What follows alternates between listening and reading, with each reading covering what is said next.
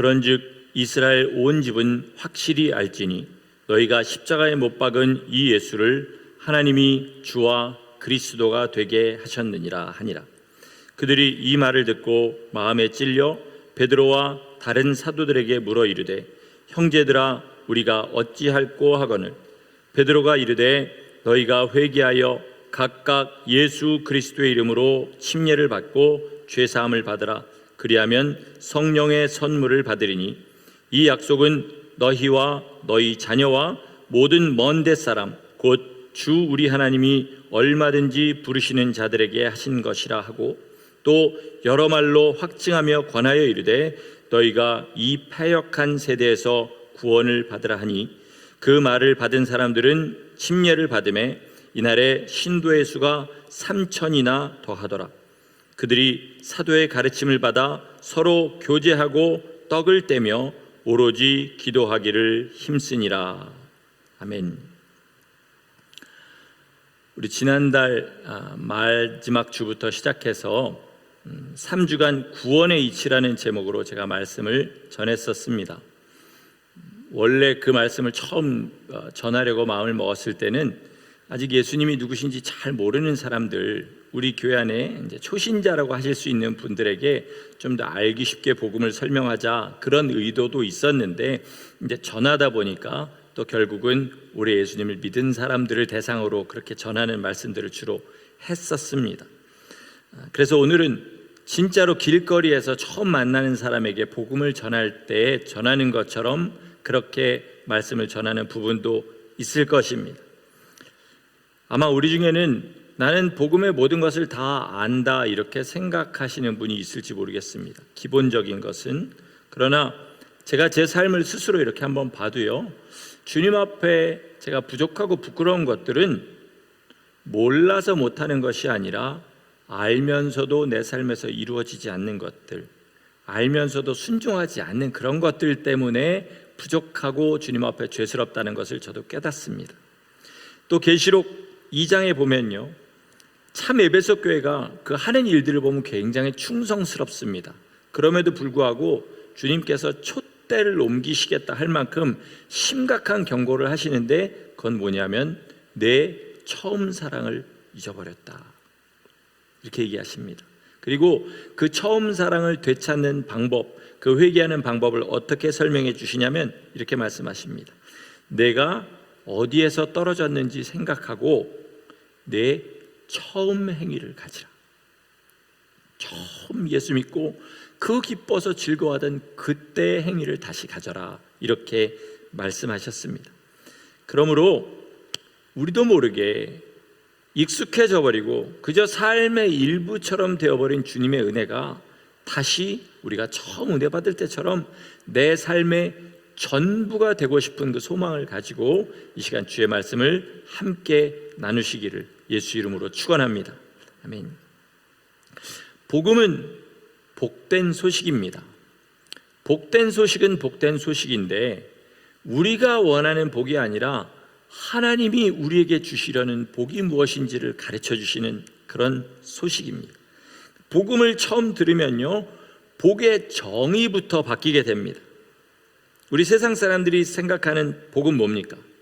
건강하고 오래 살고 경제적으로 부족하지 않고 가족 간에 화목하고 세상 사람들 간의 관계가 부드럽고 그리고 내가 사람들로부터 존경을 받는 이런 것들이 복이지요. 그런데 복음은 뭐라고 하시냐면 그런 것들은 나쁜 것은 아니지만 땅에 속한 것이므로 너희의 목숨이 끝날 때 다 없어진다. 진짜 복은 무엇이냐면 너희가 하나님 앞에 가서 영원히 사는 그 영생이다 라고 가르쳐 주시는 게 복음의 시작입니다. 복음의 첫 번째 짐은 그래서 무엇이냐면 영원하신 하나님께서 살아계신다. 이것이 복음의 첫 번째 외침입니다. 창세기 1장 1절이 어떻게 시작합니까? 예수님 모르는 사람들도 창세기 1장 1절은 많이 합니다. 태초에 하나님이 천지를 창조하시니라. 모든 만물이 하나님에 의해서 창조됐다 이렇게 선포합니다. 마침 제가 요즘 묵상하는 그 성경이 이제 창세기를 시작하게 되어서 어제 아침에 창세기 1장을 묵상하게 되었는데, 네 번째 날에 하나님이 해와 달을 지으시지 않습니까? 근데 그 해에 대한 것을 묵상하니까 정말 기가 막히다는 생각을 했습니다. 과학자들의 말을 빌리면요, 만약에 해가 그 크기가 조금만 커지지 않습니까? 그러면 그 중력이 너무 강해져서 그 주위에 있는 별들이 해에 다 빨려 들어간다고 합니다. 그 중에 지구도 포함되어 있대요.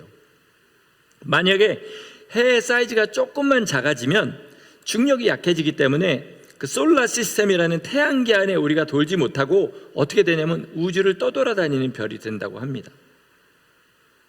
또 해의 온도가 조금만 올라가지 않습니까? 그러면 우리 지구는 더워서 뜨거워서 생물이 존재할 수가 없게 되고요, 조금만 그 온도가 떨어지면 지구는 너무 추워서 생물이 존재할 수 없는 그런 곳이 되어버린다는 거예요. 태양계에 있는 다른 별들도 우리와 중력을 같이 인력을 해가지고 그 안에서 우리가 살 수 있는 완전한 조건들을 만들어주고 있다는 것입니다. 이런 거를 묵상하면 할수록 우리는 하나님께서 살아계시다는 사실을 알게 됩니다. 로마서 1장 20절 말씀 우리 한번 같이 읽어보도록 하겠습니다. 로마서 1장 20절 시작.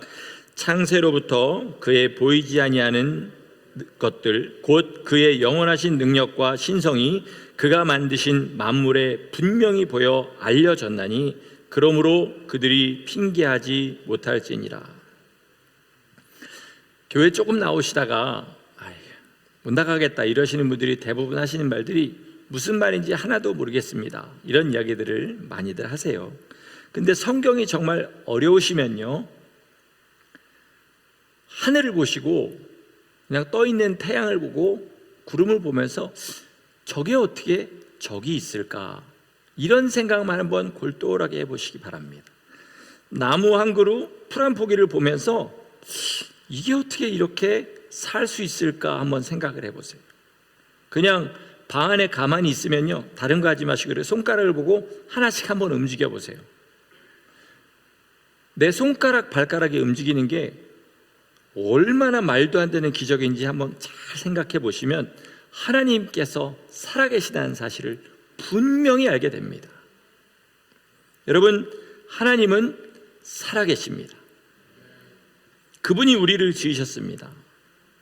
우리를 지으실 때요, 영원히 사시다 보니까 좀 무료해가지고 그저 소일거리 삼아서 우리를 지으신 것이 아닙니다. 또 당신의 능력이 너무 자랑스러우셔서 그거를 자랑할 대상을 만드시려고 우리를 지으신 것이 아니고요, 하나님이 우리를 지으실 때 분명한 목적을 가지고 지으셨습니다. 그 목적은 무엇이냐? 성경의 맨 마지막을 보면 알 수 있어요. 성경의 맨 마지막이요, 뭐가 남지요? 계시록 맨 마지막에 하나님의 나라 새 예루살렘과 그리고 하나님, 천사, 구원받은 성도들이 남습니다. 그러니까 하나님께서 우리를 지으신 목적은 뭡니까? 영생입니다. 너희가 예수님을 믿고 그 영원한 새 예루살렘에 들어와서 나와 함께 영원한 기쁨을 누리자. 이것이 하나님께서 우리를 주신 목적인 줄 믿으시기 바랍니다. 그 외에 다른 모든 것들은, 우리가 세상에서 기뻐하는 모든 것들은 다 있다가 없어질 겁니다. 벌써 젊음이라는 것이 없어진 분들 많지 않습니까? 저를 비롯해서 옛날에 좋아하던 과격한 운동들 하나도 못합니다. 예전에 할 수 있었던 일들 못하는 게 제 나이만 돼도 굉장히 많은데, 그죠? 그러면 없어진 것들을 생각해 보시면 앞으로 지금 내가 가진 것도 없어지겠구나, 이것을 깨닫는 게 지혜인데, 참 사람들이 자기는 안 죽을 것처럼 그렇게 하나님 앞에 교만합니다. 그러나 여러분, 지금 우리가 예수님 외에 쫓는 그 모든 것들이 얻는다 해도 없어질 것들입니다. 왜 영원한 것들을 앞에 주님이 다 차려주셨는데 그것들은 마다하고 없어질 것들을 쫓아 사는지 우리가 주님 앞에 이렇게 미련합니다. 고백하며 나갈 때 주님께서 다시 한번 힘주셔서 주님 위해서 살 수 있는 길을 열어주실 줄 믿습니다. 히브리어의 죄라는 단어는 하마르티아라는 단어를 썼습니다. 이 하마르티아라는 단어는 우리나라 말의 죄와는 좀 다른 의미를 가지고 있어요. 뭐냐면 화살을 쐈는데 관역을 빗나가 버린 화살, 이게 하마르티아라는 단어의 뜻입니다. 우리의 인생의 목적은 뭐라 그랬습니까? 하나님 나라 들어가서 영원한 영광을 누리는 것이 우리 인생의 목적이라고 그랬는데, 이 목적과 상관없이 살아가는 것, 이것이 바로 죄입니다. 하나님 입장에서는 이게 죄예요. 이사야 53장에서 우리 죄인들을 표현하실 때 뭐라 그러셨냐면, 우리는 다 양 같아서 각기 제 길로 갔거늘, 이렇게 말씀하셔요. 많은 사람들, 특별히 예수 믿지 않은 사람들하고 이렇게 얘기해 보면 자기는 그렇게 죄인 아니라고 그렇게 얘기합니다. 그런데 그런 생각을 하는 것 자체가 하나님 앞에 자기가 죄인이라는 것을 시인하는 증거예요. 요한일서 1장 10절은 이렇게 말씀합니다. 우리 중간중간에 다시 한번 우리의 생각을 리프레시하는 의미에서 좀 읽어보도록 하려고 합니다. 요한일서 1장 10절. 만일 우리가 범죄하지 아니하였다 하면 하나님을 거짓말하는 이로 만드는 것이니 또한 그의 말씀이 우리 속에 있지 아니하리라. 성경은 뭐라 그래요? 하나님 뭐라 그러세요? 너희는 범죄했어 라고 얘기하는데, 우리는 뭐라 그럽니까? 하나님 저 그렇게 잘못한 거 없는 것 같습니다 라고 얘기하는 거예요. 이 너희는요, 요한 일서의 수신자들은 다 믿는 사람들입니다. 그러니까 믿는 사람들이 나 하나님 예수님의 피로 씻고 나 지금 깨끗하고 그리고 더 이상 죄 없습니다, 이렇게 나가게 된다면 너희는 하나님을 거짓말하는 자로 만들이는 그런 사람이라는 겁니다. 하나님께서는 죄인이라고 하시는데 나는 죄인 아닌 것 같습니다. 마음에 별로 가책도 이제 더 이상 안 생깁니다. 왜 그럴까요? 각자 제 길로 가기 때문에 그렇습니다. 하나님과 생각을 맞추고 같이 동행하면 내가 얼마나 하나님 앞에 부족하고 더러운지를 깨닫게 되는데, 처음에 예수 믿었다 그러고 그 다음에 또 각자 제 길로 가니까 결국 그런 모양이 되는 것입니다. 잘 보세요. 하나님께서 기뻐하시는 것을 우리가 다 기뻐합니까? 예수님 위해서 우리가 이 땅에서 많은 것들을 포기하고 주님 믿는 믿음으로 예수님 증거하면서 살아가는 것을 하나님이 가장 기뻐하시는데, 우리 사실은 뭐가 기쁩니까? 고난이 기쁘지 않고 영광이 기쁘죠. 하나님이 미워하시는 것들 우리 미워합니까? 정말로?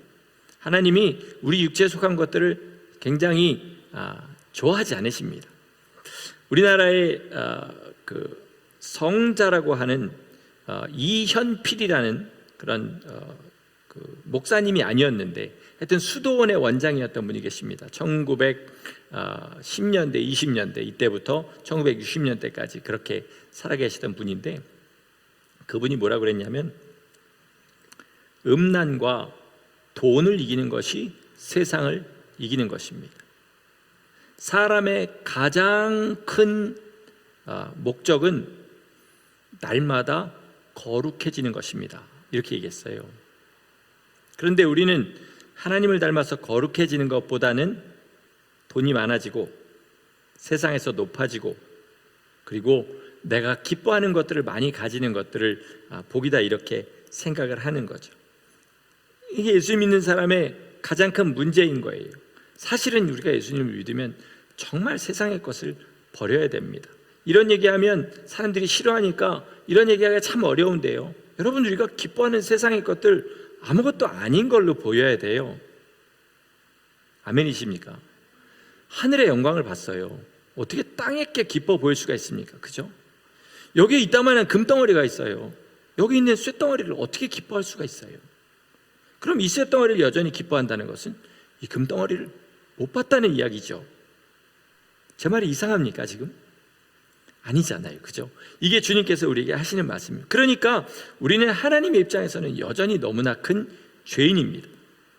그런데 성경의 선포는 뭐냐면, 사람이 자기가 죄인인지도 모를 때에, 하나님의 원수로 행하던 그때에 하나님께서 자기 아들을 이 땅에 보내시고 그 아들을 우리의 죄를 위해서 십자가에 내어주셨다는 것입니다. 이게 복음이에요. 하나님이 아들을 보내셨다는 말은요, 제가 운 거 아닙니다. 그냥 목이 좀 메어서 그렇게 한 거예요. 하나님이 아들을 보내셨다는 말은요, 하나님은 하늘 보좌에 앉아 계시고 아들 네가 가서 고생 좀 하고 와라 이러셨다는 말이 절대 아니에요. 천지를 초월해 계십니다. 하나님은 피조물은 하나님을 직접 뵐 수 없어요. 그 하나님이 피조물이 만날 수 있는 하나님으로, 실존하시는 하나님으로 우리에게 나타나실 그때를 아들이라고 해요. 그러니까 하나님이 육신을 입고 이 땅에 오신 겁니다. 이걸 뭐라 그래요? 성육신이라고 합니다. 다른 말로 하면 하나님의 전부를 우리를 위해서 주셨습니다. 하나님의 전부를 주셨어요. 그렇게 오셔야만 했던 이유가 있는데 뭐냐면 우리의 죄 때문이었습니다. 죄인들을 위해서 대신 죄의 값을 갚아주시기 위해셨어요. 속죄라는 것은 죄의 값을 치르는 것입니다. 우리 이 땅에서 이런 물건 하나 살 때에도 여기에 마땅한 돈을 냅니다. 자, 그러면 여러분 한번 생각해 보세요. 돈을 내는 이유는요, 돈을 내는 게 목적이 아니라 뭡니까? 제가 이거를 살려고 돈을 냈습니다. 목적은 뭐예요? 이것을 가지려고 하는 것입니다. 그럼 주님께서 우리의 죄의 값을 갚아주셨어요. 주님께서 뭐 사셨습니까? 그렇게 죄의 값을 갚아주시고 뭘 사셨습니까? 우리를 사셨습니다. 주님이 가장 귀하게 여기시는 게 우리입니다. 그래서 세상의 모든 것 다 내려놓으시고 이 땅에서 하늘의 보좌도 버리시고 이 땅에 오셔서 그 모진 거는 다 당하셔서 우리를 사셨어요. 그럼 우리가 마땅히 해야 될 건 뭡니까?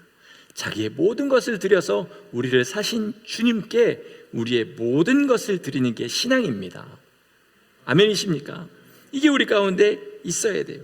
그런데 아까도 말했지만 관역을 빗나간 화살처럼 주님은 오직 우리를 위해서 모든 것을 주셨는데 우리의 관역은 주님이 아니라 엉뚱한 것이 되어버렸으니까 이게 신앙생활에 문제가 생기는 것입니다. 영원한 삶이라는 게 우리 사람은 아무리 생각해도 머리만 복잡해질 정도로 정말로 어려운 개념입니다. 근데 영생을 한번 생각해 보시면 한 가지 분명해지는 것은 있습니다. 그건 뭐냐면요, 이 세상은 영생과 비교할 때 아무것도 아니라는 것입니다. 우리가 날마다 그것 때문에 웃고 그것 때문에 울고 그것 때문에 화나고 그것 때문에 기뻐하는 그 모든 게 영생과 비교하면 먼지와도 같은 그런 가치를 가진 것이라는 거죠. 그래서 주님께서는 이것들 빨리 잊어버리고 영원한 것을 위해서 살아라. 그래서 영원하신 자기를 내어주셔서 우리를 사셨습니다. 이게 복음의 가장 핵심입니다. 자, 근데 여기까지는 주님께서 우리를 위해서 일방적으로 행하셨어요. 그래서 이걸 뭐라 그러죠? 우리 은혜라고 합니다. 사람은 살 수도 없고 계획할 수도 없고 하나님께 감히 요청할 수도 없는 일을 하나님께서 오직 우리를 사랑하심으로 우리에게 주신 것, 이것을 은혜라고 합니다.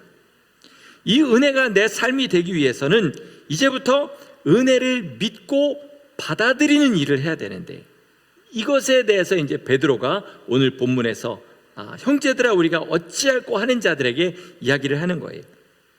제가 지금부터 이제 베드로가 한 이야기들을 가지고 할 텐데요, 들으시면서 어차피 아시게 되겠지만 이 얘기를 하는 이유는 내가 정말로 그 과정을 거쳤고 지금도 그 과정을 거치고 있는지 한번 잘 확인해 보시라는 것입니다. 왜요? 그게 가장 귀하니까 그 가장 귀한 것이 정말 내 안에 있는지 확인해 보시라는 겁니다. 우리 잘 듣고 우리의 신앙이 거기에 맞지 않다면 고치고 또 주님 앞에 나가는 그런 역사가 있기를, 그리고 주님 앞에 갈 때는 온전한 모습으로 주님 앞에 설 수 있는 성도들 되시기를 예수 이름으로 축원합니다. 아멘. 먼저 뭐하라 그럽니까? 회개하라고 합니다. 회개. 베드로가 말하는 회개는 사도행전 10장에서는 뭐라 그러냐면 구원 얻는 회개, 생명 얻는 회개, 이렇게 이야기하는 회개입니다. 자, 다른 거 다 잊어버리셔도 이 말 꼭 기억하시기 바랍니다. 이 회개는 무슨 회개냐면 내 주인 자리를 내어드리는 회개입니다. 무슨 회개라고요? 나의 주인의 자리를 내어드리는 회개입니다. 제가 금요일 날 설교에도 이 말씀을 드렸는데, 하나님이 나의 주인 되신다는 것은 내 삶에서 항상 사사건건 나를 간섭하시도록 그 자리를 주님 앞에 내어드리는 것을 말하는 겁니다. 내가 주님의 노예된 것처럼 순종하는 거예요. 그렇게 순종하는 삶입니다. 그런데 나 스스로를 봐도 그렇고 다른 사람을 봐도 그렇고 정말 저 사람의 주인은 주님이시구나, 예수님이시구나, 이렇게 할 만한 사람이 세상에 많지 않습니다. 거의 보기가 어려워요. 이 표현이 여러분에게 좀 모욕스럽게 느껴질지 모르겠습니다. 그러나 저도 포함해서 드리는 말씀이니까, 우리의 삶에 부스러기 같은 것을 주님 앞에 드리면서 주님께서 이것을 감지덕지 하셔야 된다, 이런 자세로 신앙생활 하는 사람이 정말로 많습니다.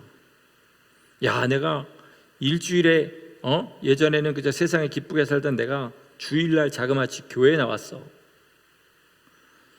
돈 가지고 나 즐거운 데만 쓰던 내가 자그마치 헌금을 이만큼 하게 됐어. 주님이 보실 때는요, 부스럭입니다. 주님이 수로보니 교인한테 뭐라 그러셨어요? 개들도 주인의 상에서 떨어지는 부스러기를 먹나이다. 이건 수로보니 교인이 주인에게 한 말이죠. 우리는요, 내 삶에 이런 조그만 부스러기 같은 거 주님 앞에 신앙생활이라고 하면서 주님이 기뻐하실 거라고 생각한다면 주님을 주님 취급하는 게 아니라 불경에서 말하지 않겠습니다. 방금 수로보니 여인이 말한 그것처럼 하는 것입니다. 하나님께서 주인이신데 물질의 가치를 두고 물질을 주인 삼고 살아가는 거, 하나님 앞에는 절대로 믿음 아닙니다. 예수님께서는 내게 영생을 주시려고 피를 흘리시고 몸을 찢어 주셨는데 나는 여전히 세상의 꿈을 가지고 세상을 쫓아 살아가는 것, 그것을 주님께서 절대로 신앙이라고 하지 않으십니다. 주님이 나를 위하여 십자가에 달려서 그 생명을 주셨는데 나는 주님 자랑하지 않고 여전히 세상에서 내 것을 자랑합니다. 내 지식을 자랑하고 내 물질을 자랑하고 그리고 내 능력을 자랑하고 내 외모를 자랑하고 내 능력을 자랑하고 이런 삶을 살아가는 거죠.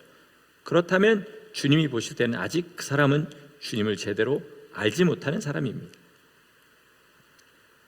회개는요, 뭐냐면 주님 나 회개합니다 말 한마디 하는 게 아니고요, 자기의 전부를 주셔서 나를 사신 주님께 나의 전부를 내어드리는 것입니다. 우리 삶의 전부를 내어드리기를 그렇게 못한다 할지라도 간절히 주님 앞에 기도하고 소원하실 수 있기를 간절히 부탁드립니다. 그게 안 되면 절대로 주님이 그걸 믿음이라고 받지 않으십니다. 그런데요, 이게 의무가 아닙니다. 중요한 건 의무가 아니라는 거예요. 로마서 5장 8절 우리 한번 같이 읽어보겠습니다. 로마서 5장 8절 시작.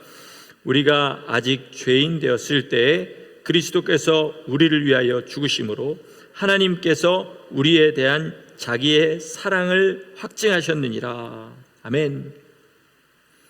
왜 죽으셨다고요? 내가 너희들을 이만큼 사랑한다는 것을 보이신 겁니다. 회개는 뭐냐면 이 사랑을 자기의 가장 깊숙한 심령 가운데 아멘 하고 받아들이는 것입니다. 주님이 나를 이렇게까지 하셔서 사랑하셨으니까 저도 이제 주님만 사랑하겠습니다 라고 고백하는 것이 생명 얻는 회개인 줄 믿으시기 바랍니다. 주님을 나의 주인 삼는데 내가 노예 시장에 팔려간 노예처럼 그렇게 돈 몇 푼 주고 그렇게 팔린 노예가 아니라 주인이 나를 위해서 그 목숨을 주셔서 사신 그 종처럼 주인과 사랑하면서 살아가는 것, 이게 바로 신앙생활입니다. 잘 모르겠어요. 저는 저 스스로에 대해서 묵상을 많이 합니다. 근데 저의 실체를 보면요, 진짜로요, 저도 저를 절대로 사랑할 수가 없어요. 끔찍할 정도로 악합니다. 끔찍할 정도로 교만하고요, 끔찍할 정도로 머리를 계속해서 씁니다. 너무나 계산하고 그리고 너무나 더럽습니다. 마음속에 계속해서 더러운 생각이 돌아가고요, 사람 간의 관계도 죄송합니다, 저에 대해서 실망하셔도 할 수 없는데 계속해서 계산합니다. 주님과의 관계도 그래요. 잘 보면요, 제가 주님을 사랑해서 목회를 하는 건지 아니면 이 목회가 어떤 나의 인생이고 커리어를 사는 건지 그 중심이 흔들릴 때가 참 많은 걸 발견하게 돼요. 감사한 건 그때마다 주님 앞에 나가면 다시 새로운 기회를 주신다는 거죠. 여러분은 여러분 스스로를 사랑하실 만 하십니까?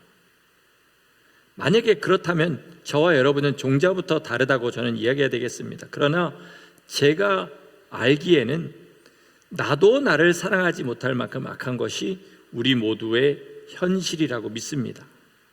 그런데 나보다 나를 더 잘 아시는 주님께서 내가 주님의 원수로 행할 때 나를 위해서 십자가에 달려 돌아가셨습니다. 이게 진짜로 믿어집니다. 내가 얼마나 더러운지 믿어지고 주님이 도저히 말도 안 되는 사랑을 나한테 주셨다는 사실이 정말로 믿어지면 내 삶을 드리지 않고는 견딜 수 없는 거죠. 구원 얻는 회개는 바로 이 사랑의 예수님을 나의 주인으로 삼는 데부터 시작되는 것입니다. 그때부터 내게는 종교적인 의무가 생기는 것이 아니라 사랑하는 주인이 생겨서 그 주인을 위해서 살아가는 삶, 이것이 바로 구원을 완성해 나가는 그런 삶인 줄 믿으시기 바랍니다. 제대로 회개하고 침례를 받으면요, 죄사함을 받습니다. 이거는 오토매틱, 주님의 약속이기 때문에 내가 정말로 주님 앞에 온전하게 주님의 사랑을 받아들여 회개하고 사람들 앞에서 내 믿음을 고백하며 침례를 받으면 죄사함은 반드시 임합니다. 그리고 나서 뭘 받습니까? 성령을 받습니다. 여러분, 성령을 받는다는 것은요, 우리 안에 하나님 나라가 이루어지는 것입니다. 하나님 나라 가면 몸 편하고 즐거울 거 생각하시는 분들은 조금 천국에 대한 관념이 잘못되어 있는 겁니다. 여러분, 하나님이 우리에게 주신 천국은 뭐냐면 하나님 자신입니다. 그러면요, 성령님이 삼위일체 하나님이라 하나님의 3분의 1이 우리 가운데 들어오신 겁니까? 아니면 하나님 전체가 우리 가운데 들어오신 것입니까? 삼위일체라는 말이 뭐예요? 성령 하나님도 온전하신 하나님, 성자 하나님도 온전하신 하나님, 성부 하나님도 온전하신 하나님으로 각각 하나님의 다른 일을 하시는 다른 모습으로 우리에게 나타나신 하나님을 말씀하시는 거죠. 그러면 성령님이 우리 가운데 들어오셨다. 무슨 말이에요? 우리 안에 하나님의 나라가 임했다는 것입니다. 천국이 된 거예요. 아멘이 안 되십니까? 그런데 이 성령을 받은 다음에도 해결해야 될 문제가 하나 있습니다. 그게 뭐냐면 우리 안에 옛사람의 잔당이 남아있는 거예요. 잔당. 2001년 9월 11일 날 무슨 일이 일어난지 여러분 아시죠? 9.11 사태가 벌어져서 월트레이드 센터가 테러범들의 공격을 받아서 무너졌습니다. 그리고 1년 반 후 2003년 3월 10일에 미국은 이라크와 전쟁을 시작합니다. 초반에는 대규모 공습을 감행하죠. 미사일 공격도 하고 막 전투기가 미사일도 쏘고, 그래서 전쟁이 아주 싱겁게 끝나는 것처럼 보였습니다. 그래서 전쟁을 시작한 지 30일 만에 3월 10일 날 시작해서 4월 9일 종전선언, 그러니까 이제 승전을 선포했습니다. 문제는 뭐냐면 이 한 달 되는 기간에 140여 명이 죽었는데 그 다음부터 10년 되는 기간 사이에 1000여 명의 미군들이 죽었다는 거예요. 왜 그랬냐면 이라크의 수도 바그다드가 공습으로 막 무너지고요, 그리고 주요 군 기점들이 다 파괴되고 결국은 미국이 30일 만에 승전을 선언하기는 했는데 뭐예요? 이라크 안에 민병대가 조직되고 그리고 패한 군인들, 패잔병들이 또 따로 흩어져서 새로운 부대들을 만들어가지고 게릴라전을 펼치는 거예요. 그래서 미군들이 오히려 그 전쟁 기간보다 훨씬 더 10배 되는 숫자가 죽었습니다. 근데 보면요, 우리 신앙생활이 그렇습니다. 여기 계신 성도 여러분 중에 대부분의 사람들은요, 저는 분명하게 믿습니다. 예수님의 공로를 믿고 나 주님께서 나의 주인이십니다, 주님 앞에 고백하고 내 삶을 주님 앞에 드립니다라는 분명한 고백을 다 하신 분들이라고 믿습니다. 근데 문제는 뭐냐면 그래 놓고 나서 내 삶을 보는데 이게 그런 것처럼 살지를 못하는 거죠. 왜 그럴까요? 여러분, 우리 큰 싸움에서는 분명히 승전한 거 맞습니다. 그런데 우리 안에 옛사람의 잔당들이 남아가지고 계속해서 게릴라전을 펼치고 있는 거예요. 그래서 여기서 불쑥 저기서 불쑥 튀어나올 때마다 뭡니까? 상처받는 거죠. 나 믿음이 정말 없나 보다, 나 구원 안 받았나 보다, 이런 생각들을 하게 만드는 것입니다. 그리고 세상도 예수님을 그냥 잘 믿도록 내버려 두지를 않습니다. 여러분, 예수님 잘 믿으려고 막 작정해 보세요. 가족부터 그거 못하도록 말립니다. 그러니까 세상이 나를 그렇게 내버려 두질 않아요. 이게 어디 보면 아냐면요, 가나안 정복 전쟁을 보면 압니다. 하나님이 이스라엘을 홍해에서 불러내실 때부터 이미 가나안은 누구의 거였어요? 이스라엘의 것이었습니다. 그러나 광야에서도 주님께 불순종해서 40년 걸렸죠. 그리고 여리고성을 무너뜨리고 이제 가나안에 완전히 들어간 줄 알았는데 그 안에서도 그 다음 아이성에 갔더니 그 아간이라는 사람이 범죄해가지고 거기서도 전쟁에 패한 일도 생기고요. 그런 일들이 생깁니다. 그러니까 계속해서 그 안에서 문제들이 생겨나면서 분명히 가나안 땅을 주님이 주셨는데 정복이 쉽게 되지 않는 것입니다. 그리고 보면은요, 어떤 지파들은 처음부터 열심히 싸우고 어느 땅을 간절히 사모해서 하나님께 달라고 해가지고 전쟁 초기에 그 땅을 자기의 지파의 땅으로 받는 사람들이 있는가 하면, 사사기 맨 마지막에 보면 단지파의 어떤 사람들은 여전히 사사기 마지막이면 정말 그 처음 들어왔을 때부터 수백 년이 흐른 다음에는 불구하고 여전히 자기 땅을 얻지 못한 사람들도 있는 것을 보게 돼요. 우리 성도도 마찬가지입니다. 우리 다 똑같이 예수님 믿고 회개했지 않습니까? 그런데 그 안에 온 영토가 주님의 것이 된 사람들이 있고요, 아직도 그 안에서 치열하게 전쟁 중인데 오히려 적군의 숫자가 점점 더 늘어나는 그런 사람도 있습니다. 회개가 항복이라면 예수님께서 우리를 정복하시는 전쟁에 승리해야 됩니다. 이게 죄와 싸우는 것입니다. 많은 분들이 이 싸움이 존재하지 않는 것처럼 그렇게 사시고 내가 좋은 걸 주님이 좋은 것이다 이렇게 생각하시는 분들이 많은데, 우리의 주님 앞에 갈 때까지의 모든 삶은 뭐예요? 가나안 정복 전쟁인 거예요. 어디가 전쟁이냐면 여기가 전쟁입니다. 주님이 우리 안에 들어오셔서 우리의 마음을 완전히 정복하시려고 해요. 그리고 우리 옛사람의 잔당들은 끝까지 걸 안 하려고 합니다. 오늘 아침에 나와서 기도하는데 어제 준비하지 않은 말씀을 주님이 하나 주셔서 여러분과 잠시 나누고 말씀을 마치겠습니다. 한 알의 밀알이 땅에 떨어져서 썩으면 100배 열매를 맺고 썩지 않으면 그대로 있느니라, 이렇게 말씀하셨어요. 자, 썩는다는 것은요, 씨앗의 겉부분이 썩는 것입니다. 그 겉부분이 썩을 때 안에 있는 생명이 힘을 발해서 그 씨앗을 보고는 상상할 수 없는 나무가 되고요, 그 씨앗을 보고는 도저히 상상할 수 없었던 열매들이 맺히는 것입니다. 자, 그러면 씨앗 안에 씨앗이 있습니다. 우리가 바로 그런 상태입니다. 주님의 말씀과 생명이 우리 가운데 들어오셨어요. 주의 성령이 우리의 심령의 보좌에 자정하셨습니다. 그런데 그것을 둘러싸고 있는 우리의 육신이 썩지를 않습니다. 죽지를 않아요. 그러니까 성령님은 분명히 우리 가운데 들어오셨음에도 불구하고 뭡니까? 주님이 기뻐하시는 열매가 맺히지를 못하는 거예요. 여러분, 진짜 내 겉사람이 썩어서 죽어버리기를 원하십니까? 이게 반드시 있어야 됩니다. 우리가 보통 속이 썩는다 하는 이런 일들이 우리를 썩히는 일들이에요. 사람들이 나를 못 살게 굴면 속 썩이죠. 거기서 죽어야 됩니다. 세상의 물질을 내가 못 가지면 속 썩죠. 죽어야 됩니다. 내가 원하는 대로 내 가족들이 안 움직여주면 속 썩죠. 죽어야 됩니다. 주위에 있는 사람들이 나를 멸시하고 천대하고 그리고 나를 안 알아주면 속 썩죠. 죽어야 됩니다. 그렇게 죽어서 다 썩을 때 무엇이 일어납니까? 우리 안에 계신 성령님께서 나를 다스리시고 예수님의 형상을 내 안에서 빚으십니다. 이게 복음이에요. 그런데 받기만 하고 썩지를 않으니까 주님은 내 안에 들어오셨는데 예수님의 형상은 내 가운데서 나타나질 않습니다. 그것들이 썩은 사람들이 뭐냐? 우리가 흔히 아는 성자들이고 사도들이고 믿음의 영웅들인 것입니다. 그분들은 10대에 만났던 20대에 만났던 30대에 만났던 예수님을 만난 후에 자기의 삶을 다 들여서 썩게 만들었습니다. 이전의 사람은 완전히 죽어버리고 그 안에서 성령님께서 사시도록 겉사람을 다 죽였을 때 성령님이 역사하시고 그때부터 그 사람들 통해서 주님의 영광을 나타내시고 사람들을 살리기 시작하셨습니다. 이런 사람 되시기를 소망하십니까?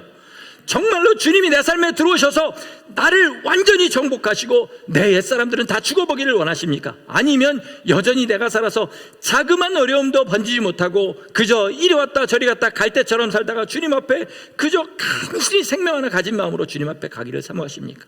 여전히 나는 세상의 물질이 가장 좋고, 여전히 나는 세상에서 존경받는 것이 가장 좋고,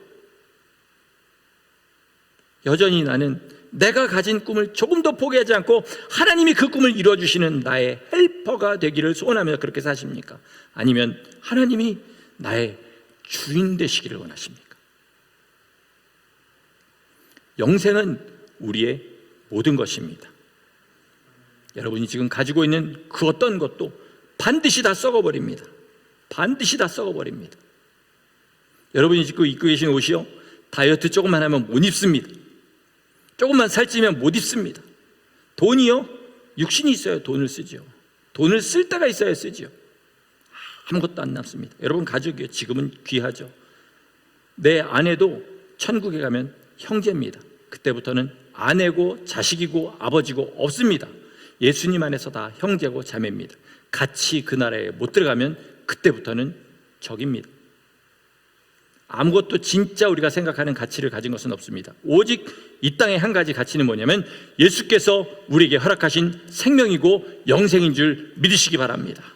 여러분 정말 이 믿음 가지고 승리하셔서, 저도 승리하고 여러분도 승리해서 지금 이렇게 제가 복음을 전하고 듣는 그것이 아니라 천국 그 나라에서 영원한 삶을 누리면서 주님 감사합니다, 주님 사랑합니다, 주님 사랑하는 것이 내 가장 큰 기쁨입니다 고백하면서 영생을 누리실 수 있는 주의 복된 성도들 되시기를 예수 이름으로 간절히 축원합니다. 아멘. 기도하시겠습니다.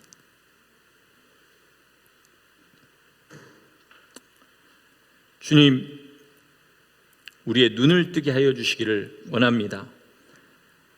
주님께서 우리에게 주신 사랑이 눈으로 보이는 것처럼 보이게 하시고, 주님께서 우리에게 주신 천국의 가치가 우리의 눈으로 보이는 것처럼 보이게 하시고, 이 땅에 썩어질 것들이 그 썩은 후의 모습들이 우리 눈에 보이게 하심으로 말미암아 정말로 사람이라면 누구나 살 수 있는 그 삶, 지금은 고난으로 보이지만 눈을 떠서 보았을 때 가장 영광스러운 것으로 보이는 그 삶을 주님 앞에 갈 때까지 살다가 영광스러운 모습으로 주님 앞에 서게 하여 주시옵소서.